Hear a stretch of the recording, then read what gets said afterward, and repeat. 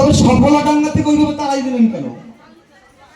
তারপরও আমরা ভগবান বলছেন কেন? আমরা ঠাকুরকে ভগবান বলছি? ঠাকুর কি বলেছে, কোথাও বলেছে যে আমি ভগবান? বলেন। তবে আমরা কেন বলি? দেখেন, ভগবান ইংলিশে তিনটি শব্দ, গড, GOD। গুড, জিতে গুড, ওতে অর্ডারলি, আর ডিতে ডিরেকশন। ভালো কিছু নির্দেশের আদেশ যিনি করেন তিনি হচ্ছেন ভগবান। এই নিষ্পেষিত, নির্যাতিত, নিপীড়িত এই মৃত জাতিকে হরিচাঁদ ছাড়া আর কেউ ভালোবেসেছিল? আর কেউ প্রেম করেছিল? আমি একটা কথা প্রায় আপনাদের সামনে বলি, প্রায় প্রতিদিন, ভালো তাকেই বাসো যে তোমাকে ভালোবাসতে চায়। প্রেম তার সাথে করো যে তোমার সাথে প্রেম করতে চায়। এমন কাউকে ভালোবাসতে যেও না যাকে শুধুমাত্র তুমি ভালোবাসতে চাও, যে তোমাকে ভালোবাসে না। ওই ঘষে মেজে প্লিজ করতে যেও না। তার জন্য বুক পেতে যাও যে তোমার জন্য দুটি হাত বাড়িয়ে আছে। মহাপ্রভু চৈতন্যদেব, মহাপ্রভু চৈতন্যদেব হরিদাসকে নিয়ে পুরীর মন্দিরে গেলেন। পুরীর মন্দিরে যখন গেলেন,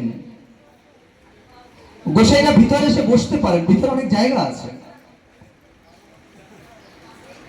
হঠাৎ তিনি মন্দিরের বিগ্রহ দেখার পরে তাকিয়ে দেখেন হরিদাস তার সঙ্গে নাই। কি ব্যাপার, হরিদাস কোথায় গেল? তো একটু খুঁজে টুজে দেখলো যে ওই রাস্তার ওপাশে দাঁড়িয়ে আছে, চুপ করে বসে আছে। আমি আজকে বেশি হেঁটে হেঁটে বলতে পারবো না, পায়ে ব্যথা আমার। মহাপ্রভু হেঁটে হেঁটে ওখানে গেলেন, গিয়ে হরিদাসকে বললেন, তুমি মন্দিরের ভিতরে গেলে না কেন? বলছি, ও প্রভু, তুমি ভুলে গেছো আমি না ছোট জাত, আমার তো মন্দিরের ভিতরে যাওয়ার অধিকার নেই।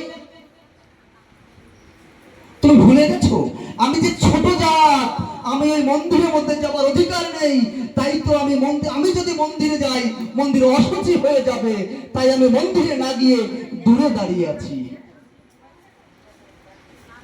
মহাপ্রভু বললেন, ঠিক আছে, আয়, আমার শক্তি বলে তোকে আমি ভিতরের বিগ্রহ দেখানোর চেষ্টা করছি। ওকে ওর মাথায় হাত দিয়ে বলছে, দেখো মন্দিরটা দেখো। হরিদাস মন্দির দেখলেন।